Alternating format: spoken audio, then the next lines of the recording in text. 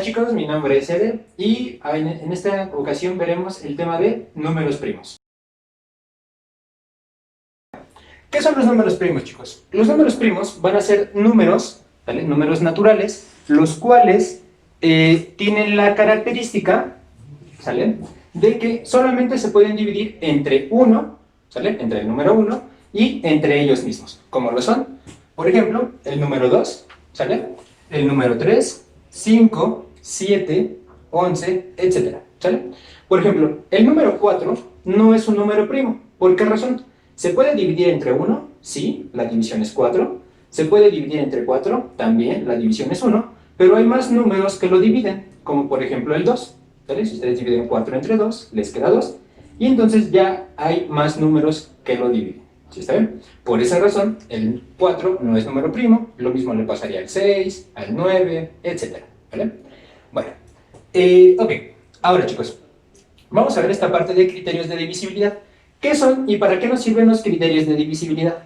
Estos criterios de divisibilidad nos ayudan a decidir cuándo un número se puede dividir o no entre otro. En este caso, los números entre los que vamos a necesitar dividir son 2, 3 y 5. ¿Ok?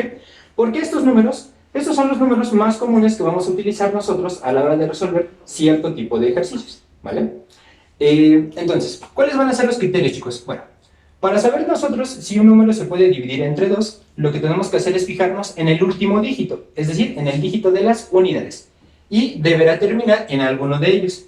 0, 2, 4, 6 u 8. ¿Vale? Si el último dígito es alguno de estos, automáticamente ya sé que se puede dividir entre 2. ¿Cuál es el resultado? Ese es otro problema. ¿Ok? Pero ese lo veremos más adelante. ¿Vale?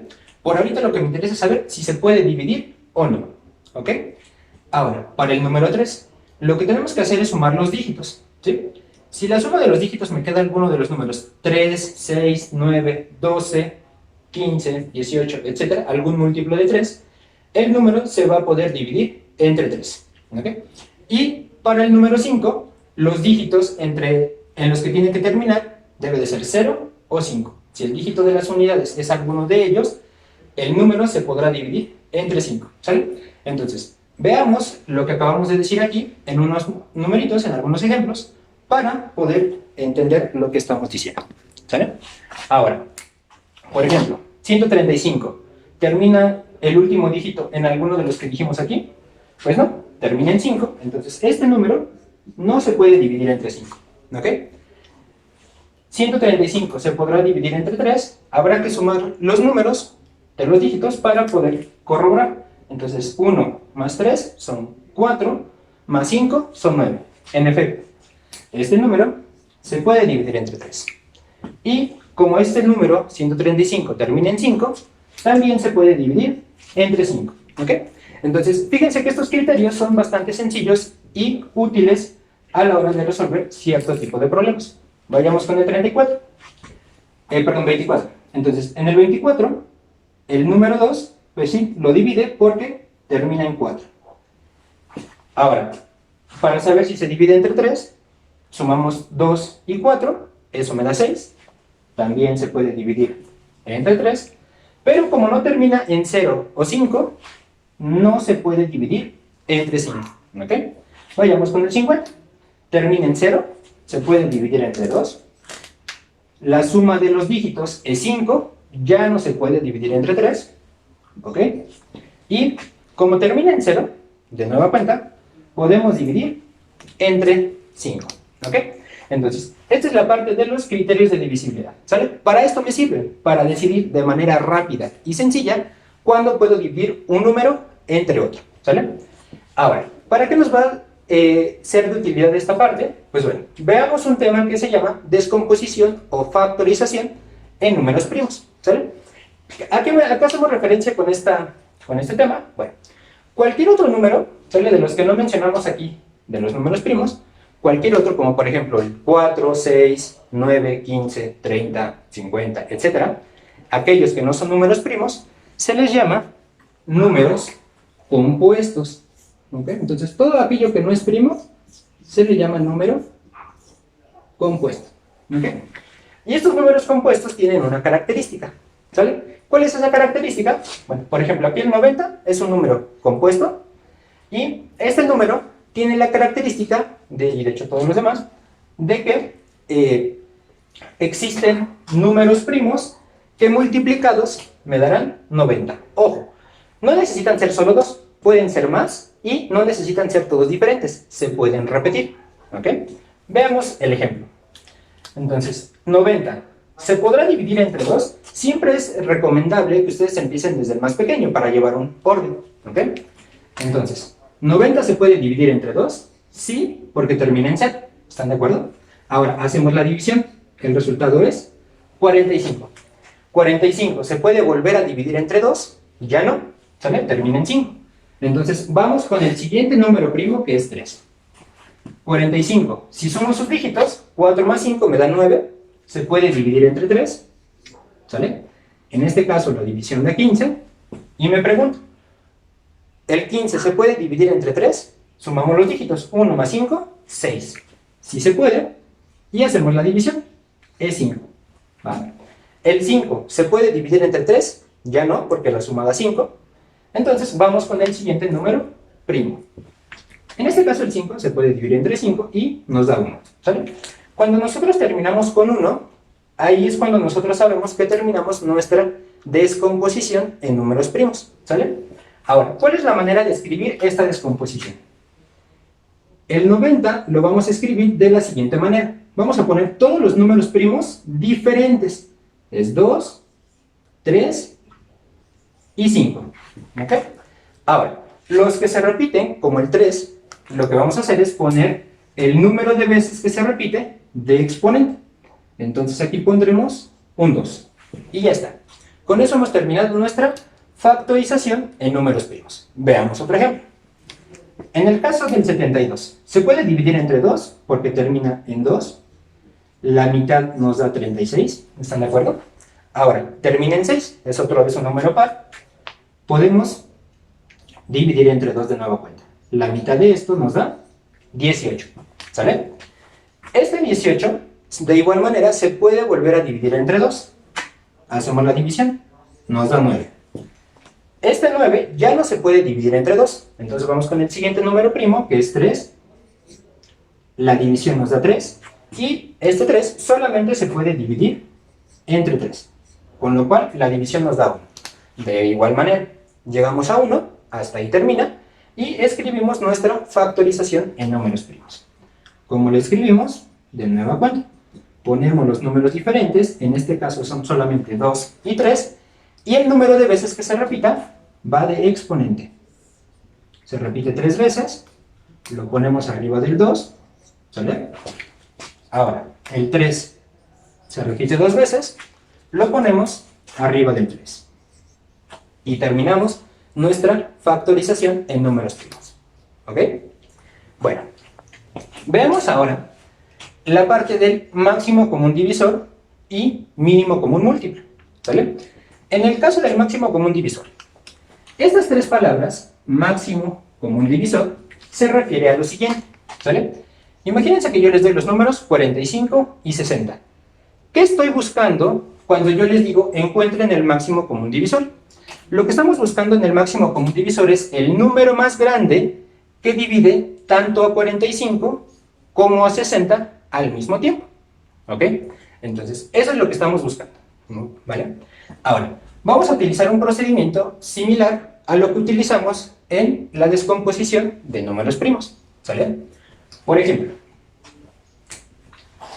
en este caso, vamos a buscar números primos. Aquí es importante que el número primo divida a todos, ¿sale?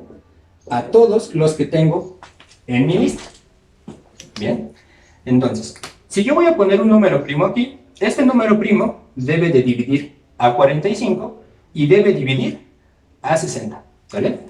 Entonces, el primer número primo, recuerden que es 2, nos preguntamos, ¿divide a 45? No. ¿Divide a 60? Sí. Pero debe dividir a todos, entonces no lo puedo poner aquí, ¿sale? Vamos con el siguiente, que es 3. ¿Sale? Entonces, este 3 divide a 45, sí, la división nos da 15, divide a 60, también la suma de los dígitos es 6, la división nos da 20, ¿Ok? Ahora nos volvemos a preguntar. 3 divide a ambos números, a 15 sí, pero a 20 no. Entonces ya no sirve. Buscamos el siguiente. Entonces ponemos 5. 5 divide tanto a 15 como a 20. Hacemos las divisiones. De este lado nos queda 3 y debajo del 20 ponemos 4. ¿Ok? Ahora, si se dan cuenta aquí, estos dos números ya no se pueden dividir entre algún mismo número diferente de 1. ¿Sale? El 2 nada más divide a 4, el 3 solamente divide a 3, el 5 ya no divide a ninguno y lo mismo va a pasar con los que son más grandes. Entonces, en este caso, cuando ya no puedo encontrar un número primo que divida a los que tengo al final, es hasta ahí donde yo me detengo. ¿Sí? Ahora, ¿quién es el máximo común divisor? Bueno, vamos a escribir. El máximo común divisor de los números 45 y 60 es la multiplicación de los que yo escribí del lado derecho. ¿Sale? Entonces, si yo multiplico 3 por 5, esto me da 15. Este es el número que yo estoy buscando. ¿Ok? Ahora, a la hora de resolver nosotros problemas de aplicación, estos problemas de aplicación, cuando son ejemplos de repartir objetos, ¿sale? O, sí, repartir objetos,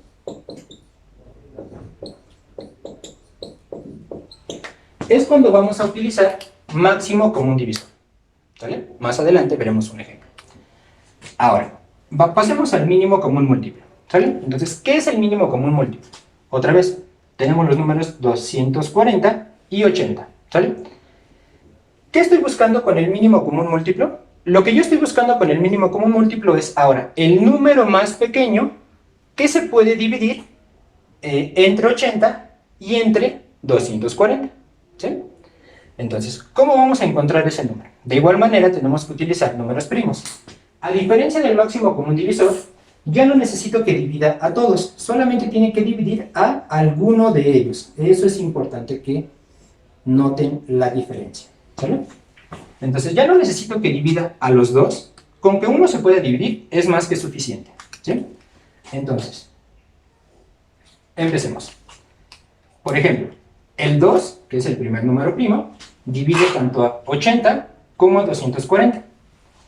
En el primer número me queda la división 40 y en 240 la división es 120. Otra vez, terminan en 0, se pueden dividir entre 2. ¿Sale? La mitad es 20, la mitad es 60, del otro lado. Se pueden volver a dividir entre 2. ¿Ok? De este lado la división me da 10 y de este lado la división me da 30. Se puede volver a dividir entre 2. ¿Ok? Entonces la división de este lado me da 5 y de este lado me da 15. Aquí ya no se pueden dividir entre 2, ¿sale? Pero se puede dividir entre 3. Sí, porque puede dividir al 15, ¿sale? Entonces aquí ponemos el 3. Pero no divide 5, no pasa nada. Lo único que vamos a hacer es escribirlo igual. ¿Sale? Entonces ponemos 5 aquí. La división de 15 entre 3, esa sí la escribimos abajo, también me da 5. Y ahora, el número que divide a estos dos es solamente 5. ¿Okay? En este caso, la división en ambos lados me queda 1. Cuando en ambas columnas, ¿sale? En este caso porque teníamos 2, si fueran más, pues en todas, tiene que terminar en 1. ¿Sale? Cuando lleguemos a esta parte, la multiplicación de todos estos números será el mínimo común múltiplo. ¿Ok?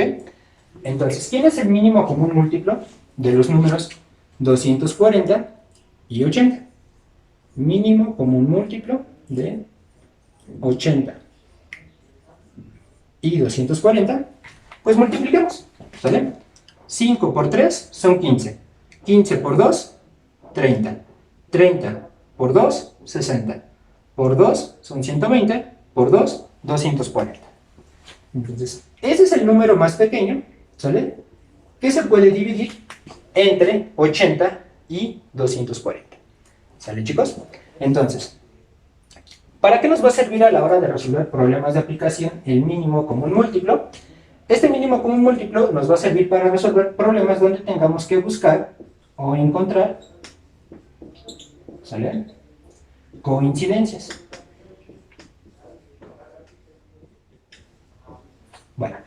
Entonces, planteemos algunos problemas rápidos para poder entender esta parte de los problemas de aplicación.